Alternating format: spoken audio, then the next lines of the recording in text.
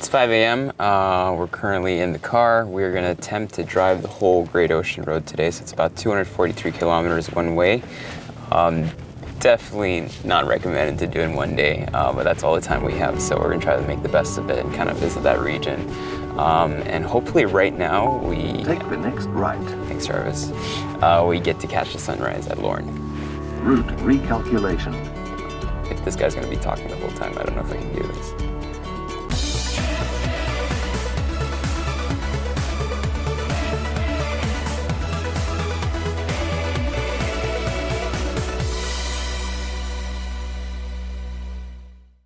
The city of Melbourne has a lot to offer. I showed you that in previous episodes. But if you look further afield, the state of Victoria has even more for you to discover. Whether you're around during the summer or the winter, there are many activities that are sure to keep you busy. From hiking to glamping to downing some bottles of wine, just grab a car and drive along smooth freeways towards your destination of choice. If you've already done the Great Ocean Road, other notable side trips would be the Yarra Valley or the Mornington Peninsula for wines, the Grampians for some hiking, the Dandenong Ranges for waterfalls and treks, Phillip Island to see some penguins, or Ballarat for an old mining town experience. All right, so we didn't make it to Lorne. I think we left maybe a bit too late. So we just turned off on this street called, I think it was called Point Addis, and look at this crazy view.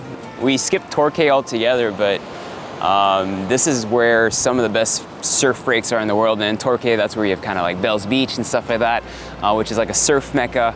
But obviously it's way too cold to surf, so I didn't want to get tempted. But look at this sunset, I'm still tired. Look at this sunrise, it's just insane. And the wind, and it's cold, and it's beautiful.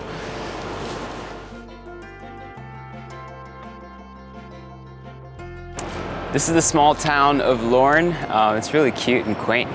And we're just gonna get some espresso and then continue on to Apollo Bay, where we're gonna hit one of the bakeries over there and have a little snack.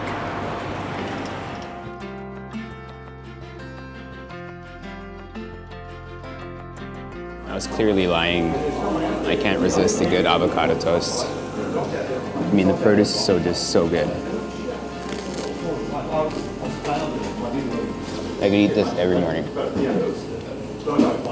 Living me life right now. Keep us warm. 30 minutes away from Lorne and about 2.5 hours from the CBD, we heard of this place called Kenan River, where you can find one of the biggest colonies of wild koalas in Victoria. It's an area surrounded by gum trees, and apparently there are hundreds of colonies of koalas here, so you'd probably think there'd be thousands of them. And we're just trying to find some. Do you see it? Oh, it's looking at me. They're straight. So koalas, fun fact, and I'll put a video of a screaming koala soon, but koalas are super cute when they're in the trees, but when they're on the road, they can actually attack and scratch you. So don't get too close, you know, safe, respectful distance. Look, he's saying hi. He's so cute. So if you're lucky enough, you'll see little kangaroos. They're cute. I don't know if it's a wallaby or a kangaroo. Are those two different animals? If you look up in the trees, you'll see a bunch of different styles of birds, and here you got these parrots, and I think they're used to humans, maybe, I don't know, feeding them or something, because they're extremely friendly. They just keep coming closer and closer. Currently in Apollo Bay, so another beautiful little quaint beach town. While driving, what's funny, and even in these places, you see a lot of Chinese characters, and is it okay if I say that? Yeah, it's okay if I say this because I'm Asian, so, but there are a lot of Asians. And it's funny to see just everything translated. Well, I guess it's a very touristy area, so it kind of makes sense, but yeah, seeing a lot of my people. Not racist, by the way. The coffee crawl never ends in Australia, and so does the pie crawl. If you haven't watched our previous video, we did a whole video on the different pies that you can find in Melbourne, but currently we're outside of Melbourne, and we're having scallop pie. Oh, ho, ho, ho, ho. This is the Mornay version. Australian scallops are probably some of the best in the world. You guys still got a little bit of roe in there, and some beautiful Mornay sauce.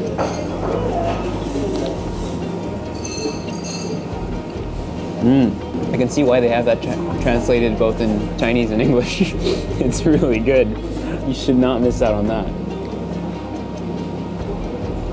Definitely not a classical pie, but if you like scallops, if you like seafood, it tastes like a chowder pastry, and that's a good thing.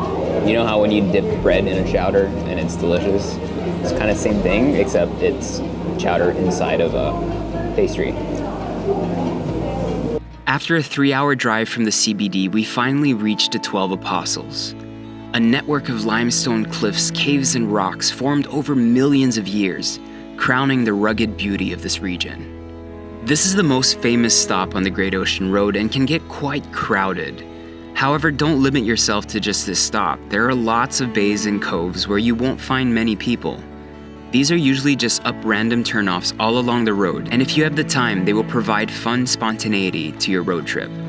Probably one of the most iconic spots you see on all the postcards, brochures of Australia, and trust me, that doesn't even do it justice. The 12 Apostles are absolutely gorgeous. They're kind of rock formations jousting out of the water, and it's just such a beautiful sight. There are quite a lot of people, but not like incredible amounts. I would probably suggest people come here early in the morning. Apparently sunrise here is absolutely insane, and sunset as well, and you'll probably deal with less people.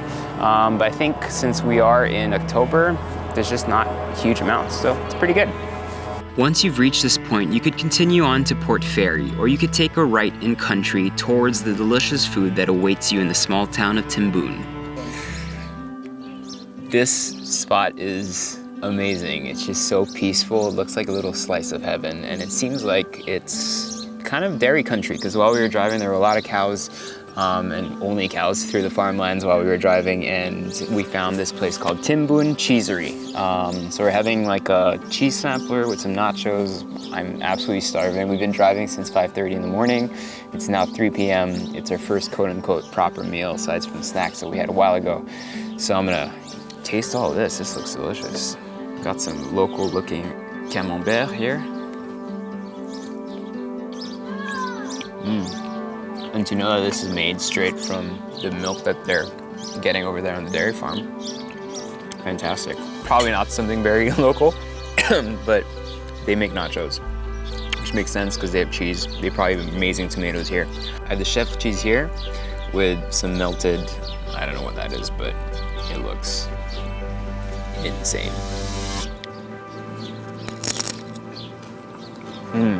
What's great about this area, and probably the whole of Australia, is that there's such a strong focus on hyperlocal produce, and you can taste that through the food. So after this, we're gonna have some ice cream, because ice cream and milk go hand in hand. When you come to Australia, or any Commonwealth country for that matter, you need to get some scones.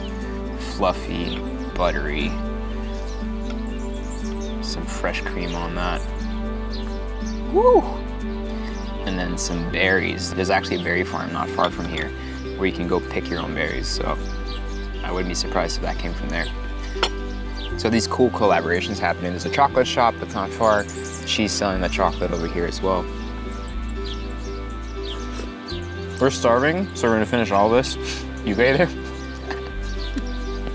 I think he's about to pass out. Okay, we need to cut before Brian passes out, because he needs to eat. After this, we're gonna go have some ice cream. The area is ripe for gastronomic explorations, and other places you should check out are Alagrec in Aries Inlet, the Apollo Bays Fisherman's Co-op where you can buy fresh or cooked seafood, Freshwater Creek Cakes in Geelong, the Birragura General Store, the Forest Brewing Company, the Otway Estate Winery, Gorge Chocolate, the Berry Farms of Colac, or the Truffles at Wangara Farms. So given the environment and I guess the temperate climate, the area is just full of different wineries, especially between Timboo here and Melbourne CBD, and even around Melbourne you have a bunch of different wineries and different wine regions, and the wine is really good.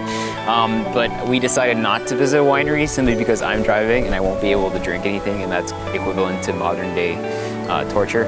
So we just decided to pass by a distillery here, grab some whiskey, drive home safely, and maybe try some when I'm home. You don't come to dairy country and not have some ice cream. That's delicious. Hopefully this sugar rush gives me enough energy for a drive back to Melbourne. Should take about 2 hours and 30 minutes. today was a pretty cool trip. I'm happy.